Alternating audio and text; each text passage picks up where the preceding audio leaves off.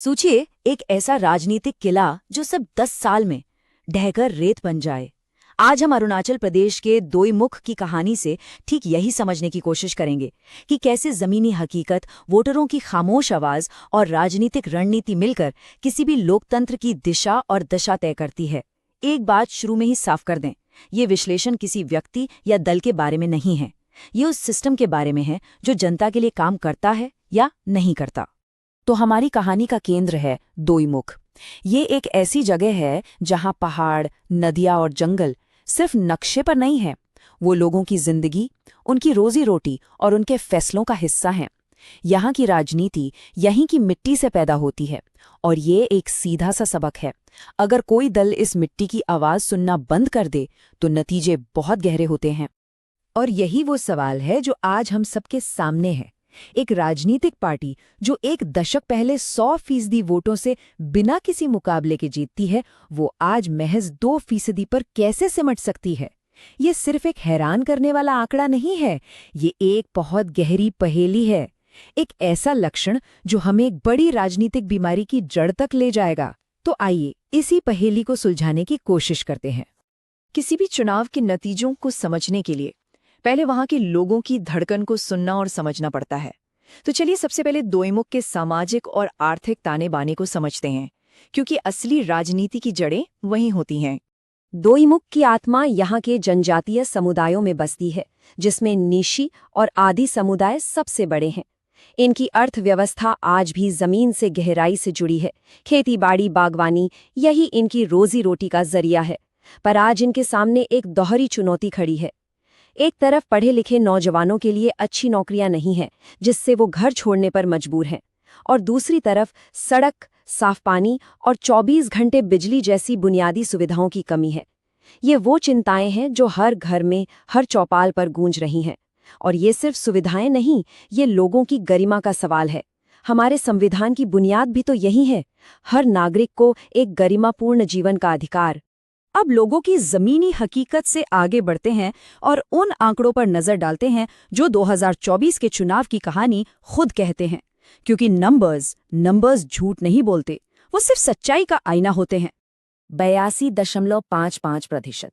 ये सिर्फ एक नंबर नहीं है, ये दोईमुख के लोगों की उम्मीदों, उनकी जरूरतों और उनकी नाराजगी का एक बहुत जोरदार ऐलान है। इतना ज्यादा वोटर टर्नआउट साफ साफ बताता है कि लोग चुप नहीं बैठे हैं, वो उदासीन नहीं हैं, वो बहुत सक्रिय रूप से एक ऐसे बदलाव के लिए वोट कर रहे हैं जो उनकी जिंदगी में सुधार ला सके। और 2024 के नतीजों ने इस बदलाव की तस्वीर को बिल्कुल साफ कर दिया। एक तरफ क्षेत्रीय दल पीपल्स पार्टी ऑफ अरुणाचल यानी पीपीए को देखिए, 54% से ज्यादा वोटों के साथ एक तरफा और निर्णायक जीत। और दूसरी तरफ इंडियन नेशनल कांग्रेस यानी आईएनसी, जो महज 2.62% वोटों पर सिमट कर रह गई। ये सिर्फ एक हार नहीं थी, ये राष्ट्रीय राजनीति पर क्षेत्रीय आकांक्षाओं की एक बहुत स्पष्ट और बुलंद आवाज में जीत थी। सिर्फ 2.62%। जरा एक पल रुककर इस नंबर के बारे में सोचिए।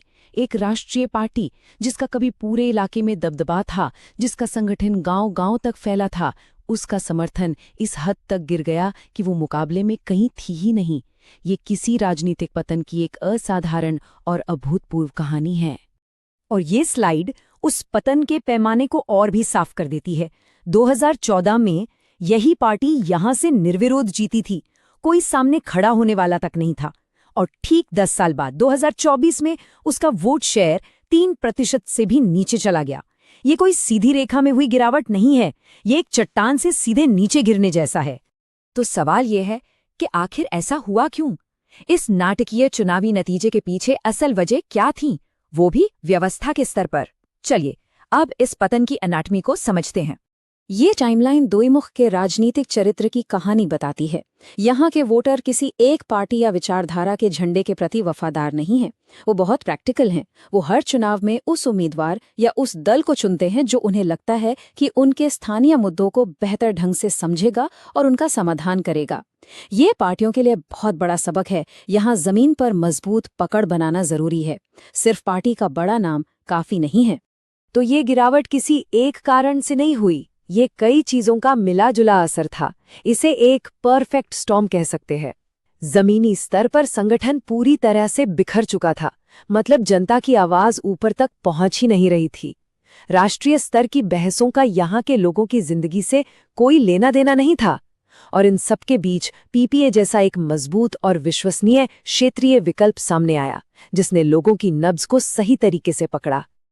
अब राजनीति के क्यों से हटकर मतदाताओं के क्या पर आते हैं। उनकी असल ज़रूरतें क्या हैं, उनकी शिकायतें, उनकी आकांक्षाएं क्या हैं, जिन्हें लगातार अनसुना किया गया। क्योंकि लोकतंत्र का असली मतलब तो यही सुनना है ना?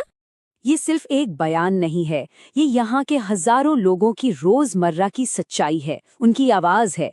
सबसे बड़ी और सबसे गहरी शिकायत बुनियादी सुविधाओं को लेकर है।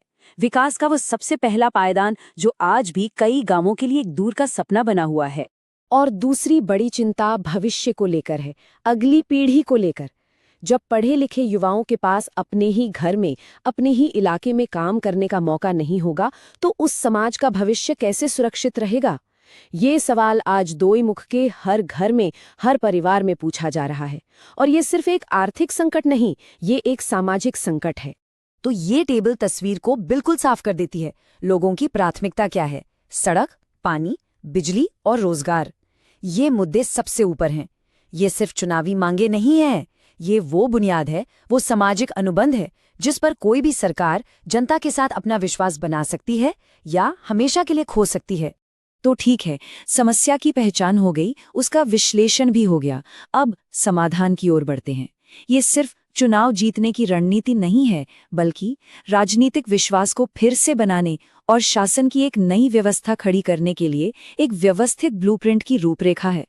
किसी भी राजनीतिक वापसी की शुरुआत सही चेहरे, सही नेतृत्व के चुनाव से होती है। दोमुख के लिए मोटे तौर पर दो रास्ते दिखते हैं।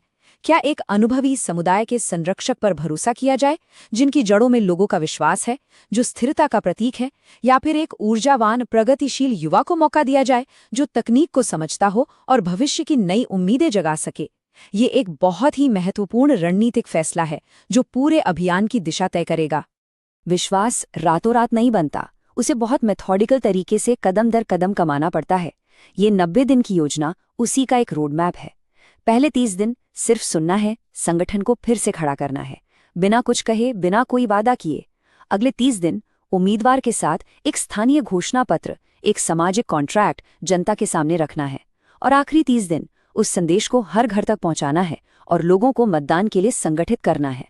और हाँ, आज के जमाने में जमीनी मेहनत के साथ साथ डिजिटल संवाद भी उतना ही जरूरी है। लेकिन इसका मकसद सिर्फ प्रोपेगेंडा करना नहीं है। व्हाट्सएप ग्रुप्स का इस्तेमाल गलत सूचना को रोकने और सही जानकारी देने के लिए होना चाहिए। इंस्टाग्राम रील्स का इस्तेमाल उम्मीदवार की नीतियों को नहीं, बल्कि उसके मानवीय पक्ष को, उसकी कहानी को दिखाने के लिए होना चाहिए। ये मतदाताओं के साथ एक सीधा और सच्चा रिश्ता बनाने का जरिया है। अंत में ये समझना सबसे जरूरी है कि ये सब सिर्फ एक चुनाव जीतने की रणनीति नहीं है। ये सुशासन के उन सार्वभौमिक सिद्धांतों के बारे में है जो हर जगह, हर समुदाय के लिए लागू होते हैं। और इसमें संवाद की जिम्मेदारी भी शामिल है। भारत का नया डेटा प्रोटेक्शन कानून भी इसी बात पर जोर देता है कि किसी भी नागरिक की जानकारी का उपयोग उनकी सहमति और पूरे सम्मान के साथ किया जाए। यह विश्वास की नींव है।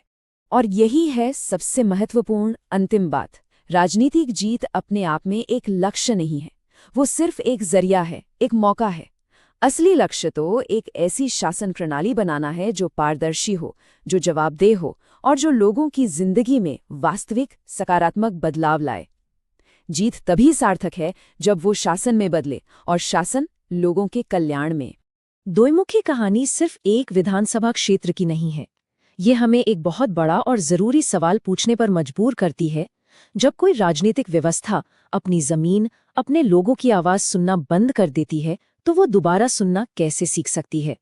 इस सवाल का जवाब ही भारत के लोकतंत्र के भविष्य का रास्ता तय करेगा। If you want to become a people-centric leader and uplift your constituency, get in touch with Blueprint Strategies AI at mgr@blueprintstrategies.ai or call 080-42041-602.